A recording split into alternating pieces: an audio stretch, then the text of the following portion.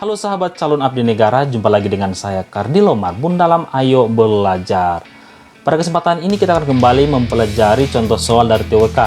Namun kita akan fokus di sini contoh soal dari materi sejarah.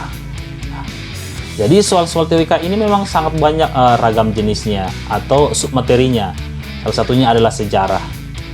Jadi bagaimana bentuk soal dari sejarah yang akan kita bahas hari ini? Silahkan ikut tayangan ini sampai selesai.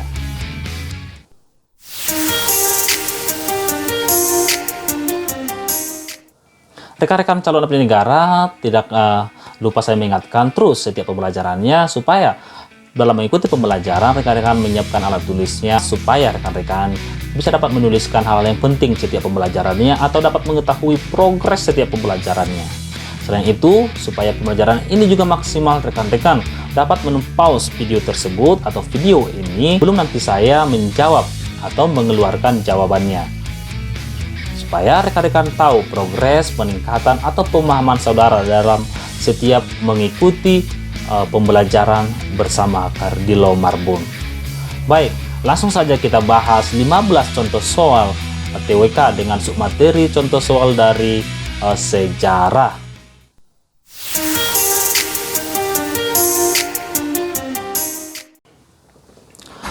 15 contoh soal sejarah pada tes TWK. Soal nomor 1. Sebagai realisasi janjinya akan kemerdekaan Indonesia, Jepang membentuk suatu badan yang bertugas menyelidiki bahan penting persiapan kemerdekaan Indonesia pada tanggal 1 Maret 1945. Badan tersebut adalah A. PPKI, B. BPUPKI, C. Chongsangin di peta, E. Dokuritsu Jumbiin Kai. Sebagai realisasi janjinya, Jepang membentuk badan apakah itu? Silahkan dijawab. Dan jawabannya adalah B. Mari kita lihat pembahasannya. Untuk merealisasikan janjinya akan kemerdekaan Indonesia, pemerintah Jepang pada tanggal 1 Maret 1945 membentuk suatu badan, yaitu Badan Penyelidik Usaha Persiapan Kemerdekaan Indonesia atau BPUPKI atau Dokuritsu Jumbi Kosakai. Lanjut kita ke soal nomor 2. BPUPKI diketuai oleh A. Soekarno, B. Muhammad Hatta, C. Rajiman Widiningrat, D. Sultan Syahrir, E. Kasman Singodimejo. Ketua BPUPKI. Silakan rekan-rekan untuk dijawab terlebih dahulu. Dan jawabannya adalah C, yaitu Rajiman Widiningrat. BPUPKI diketuai oleh Dr. Rajiman Widiningrat. Sangat jelas ya. Lanjut kita ke soal nomor 3. Tokoh yang dianggap pertama sekali mengajukan konsep dasar negara Indonesia adalah A.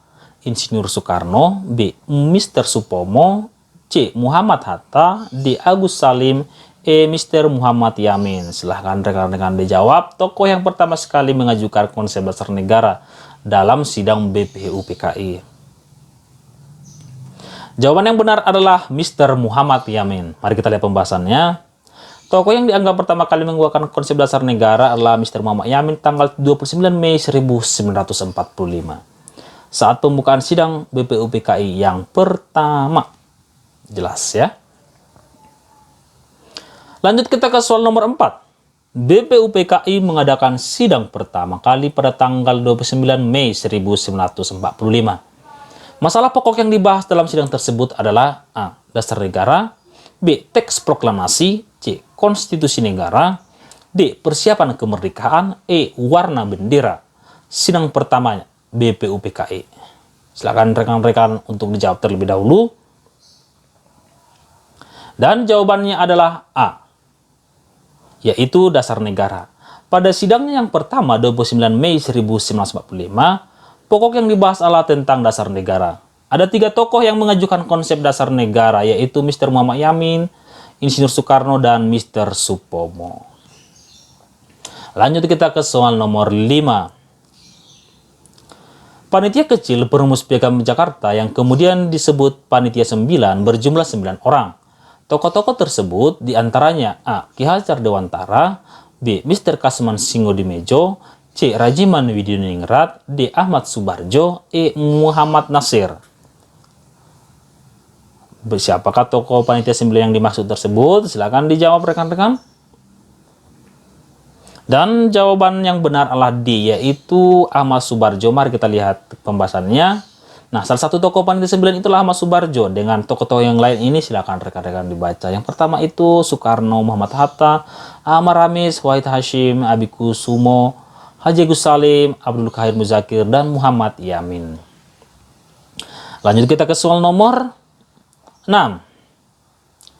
Sebelum dirubah menjadi ketuhanan yang Maha Esa, Muhammad Hatta melakukan konsultasi dengan 4 tokoh Islam. Yang tidak termasuk dalam 4 tokoh tersebut adalah A.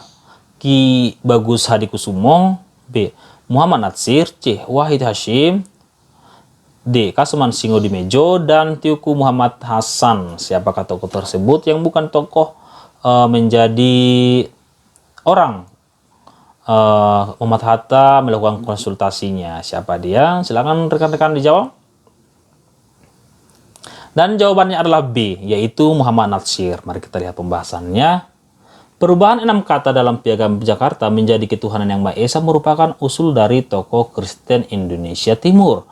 Usul ini disampaikan ke Muhammad Hatta, dan Muhammad Hatta berkonsultasi dengan 4 tokoh Islam. Yang pertama itu Mr. Kasman Singodimedjo, Ki Bagus Hadikusumo, Teuku Hasan, dan Wahid Hashim. Jadi yang bukan tokohnya yaitu Muhammad Natsir. Lanjut kita ke soal nomor 7. Setelah dianggap menyelesaikan tugas-tugasnya, BPUPKI dibubarkan. Kemudian diganti dengan A. Panitia kecil, B. Panitia 9, C. PPKI, D. PNI, E. Komite Nasional. Silakan rekan-rekan dijawab. Setelah BPUPKI itu dibubarkan, diganti dengan organisasi apa? Dan jawabannya adalah C, yaitu PPKI. Mari kita lihat pembahasannya. Setelah dianggap menyelesaikan tugas-tugasnya, BPUPKI dibubarkan pada tanggal 1 Agustus 1945, digantikan Panitia Persiapan Kemerdekaan Indonesia atau PPKI yang diketuai oleh Insinyur Soekarno. Lanjut kita ke soal nomor 8. Jepang menyerah kepada Sekutu pada tanggal A. 14 Agustus 1945, B. 6 Agustus 1945, C. 9 Agustus 1945, D. 17 Agustus 1945, dan E. 1 Agustus 1945. Silakan dijawab, Jepang itu menyerah kepada Sekutu tanggal berapa? Dan jawabannya adalah A, yaitu 14 Agustus 1945. Jepang menyerah kepada Sekutu pada tanggal 14 Agustus 1945 yang disampaikan Kaisar Hirohito. Hal ini setelah Jepang mendapat serangan bom atom dari Sekutu pada tanggal 6 dan 9 Agustus. Kota yang dimaksud adalah Nagasaki dan Hiroshima. Nah, ada beberapa pendapat bahwa katanya Sekutu secara tidak langsung ikut membantu kemerdekaan Indonesia. Sekutulah yang mengalahkan Jepang. Dengan kalahnya Jepang terjadi kekosongan Indonesia atau yang sering kita sebut itu sebagai vacuum of power. Nah, kekosongan ini dimanfaatkan oleh tokoh-tokoh bangsa, tokoh pemuda, atau tokoh yang lain-lainnya untuk memerdekakan bangsa Indonesia. Nah, apakah kira-kira Anda setuju dengan pendapat tersebut? Tuliskan komentar Anda di bawah ini. Lanjut kita ke soal nomor 9. Peristiwa Rengas Dengklok 16 Agustus 1945 dilatar belakangi A. Penyerahan Jepang, B.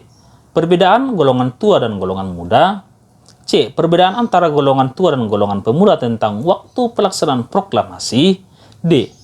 Keamanan kota Jakarta yang tidak kondusif, E. Hilangnya kepercayaan golongan pemuda kepada golongan tua. Silakan dijawab. Peristiwa yang melatar belakangi peristiwa Rengas Dengklok. Dan jawabannya adalah C, yaitu peristiwa Rengas Dengklok latar belakangi oleh perbedaan antara golongan tua dan golongan muda tentang waktu pelaksanaan proklamasi. Jelas di sini ya, di pembahasannya latar belakang peristiwa Rengas Dengklok adalah adanya perbedaan pendapat antara golongan pemuda dan golongan tua tentang waktu pelaksanaan proklamasi kemerdekaan Indonesia. Lanjut kita ke soal nomor 10. Penculikan atau pengamanan Soekarno dan Hatta ke Rengas Dengklok di bawah pimpinan A. Sultan Syahrir, B. Sukarni, C. Sukondo Subeno, D. Yusuf Kunto, dan Sukondo Singgih. Kira-kira siapa yang memimpin penculikan atau pengamanan Soekarno-Hatta ke Rengas Dengklok? Silakan rekan-rekan untuk dijawab. Dan jawaban yang benar adalah B, yaitu Sukarni. Penculikan Soekarno-Hatta ke Rengas Dengklok di bawah pimpinan Sukarni. Hal ini merupakan hasil kesepakatan dalam rapat golongan pemuda di Lembaga Bakteriologi Pengangsaan Timur Jakarta. Jelas ya di sini ya. Yang memimpin penculikannya adalah Sukarni. Lanjut kita ke soal nomor 11. Tokoh yang dianggap sebagai penghubung antara golongan tua dan golongan muda dan sering disebut tokoh penyelamat peristiwa Rengas Dengklok adalah A. Rajiman Widiningrat, B. Agus Salim, C. Ahmad Subarjo, D. Muhammad Hatta, E. Sukarni. Siapakah tokoh yang dianggap sebagai penghubung antara golongan pemuda dan golongan pemuda ini? Silakan dijawab. Dan jawaban yang benar adalah Ahmad Subarjo. Mari kita lihat pembahasannya. Tokoh yang dianggap sebagai penghubung atau mediator golongan tua dan golongan muda atau pemuda adalah Ahmad Subarjo. Dia juga yang mencarikan tempat kediaman Laksamana Maida untuk penyusunan naskah proklamasi. Baik, kita harus berterima kasih kepada Ahmad Subarjo khususnya yang telah menjadi mediator supaya tidak terjadi kekacauan terkait dengan waktu pelaksanaan proklamasi.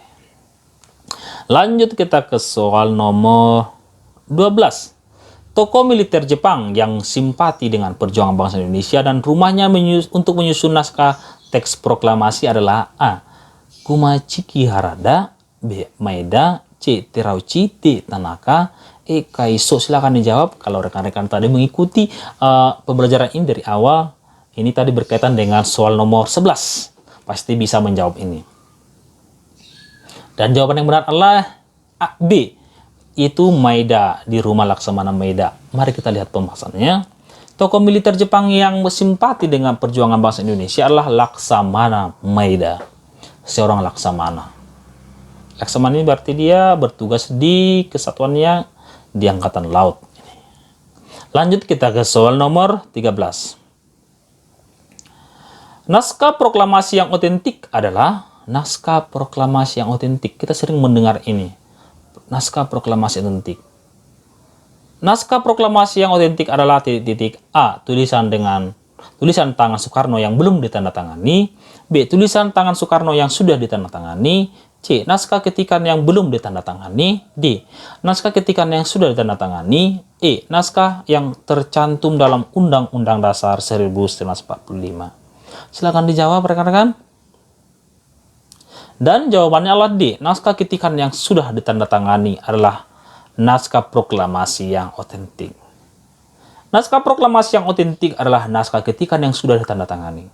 Naskah tersebut ketikan Sayuti Melik dan ditandatangani Soekarno-Hatta atas nama bangsa Indonesia. Jelas. Lanjut kita ke soal nomor 14.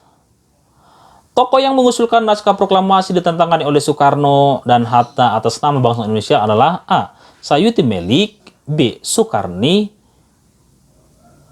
C. B.M. Diah, D. Yusuf Kunto, E. Adam Malik. Silakan dijawab rekan-rekan. Jawabannya adalah B, yaitu Sukarni yang mengusulkan naskah proklamasi untuk ditandatangani oleh Soekarno-Hatta. Tokoh yang mengusulkan naskah proklamasi ditandatangani oleh Soekarno dan Hatta adalah Soekarno-Hatta atas nama bangsa Indonesia.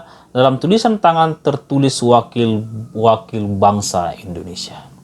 Lanjut kita ke soal nomor terakhir, yaitu soal nomor 15. Kalimat yang menyatakan bahwa kemerdekaan Indonesia bukan hadiah dari Jepang adalah A. Kalimat pertama, B. Kalimat kedua, C. Kalimat seksama, D. Tempo yang sesingkat-singkatnya, E. Pemindahan kekuasaan. Silakan dijawab rekan-rekan. Dan jawabannya adalah A, kalimat pertama. Mari kita lihat pembahasannya. Kalimat yang menyatakan proklamasi bukan hadiah dari Jepang adalah kalimat pertama, kalimat bangsa Indonesia dengan ini. Kalimat pertama yaitu kami bangsa Indonesia dengan ini menyatakan kemerdekaan Indonesia. Jadi kemerdekaan kita bukan hadiah dari Jepang.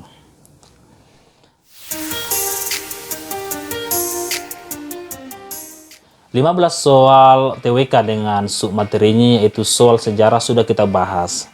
Mudah-mudahan dengan pembahasan 15 contoh soal ini dapat menambah wawasan Anda dan meningkatkan kesiapan Anda untuk mengikuti tes menjadi seorang abdi negara. Sampai jumpa pada pertemuan selanjutnya dalam materi dan atau bahasan yang berbeda. Tetap jaga kesehatan dan komitmen belajar Anda.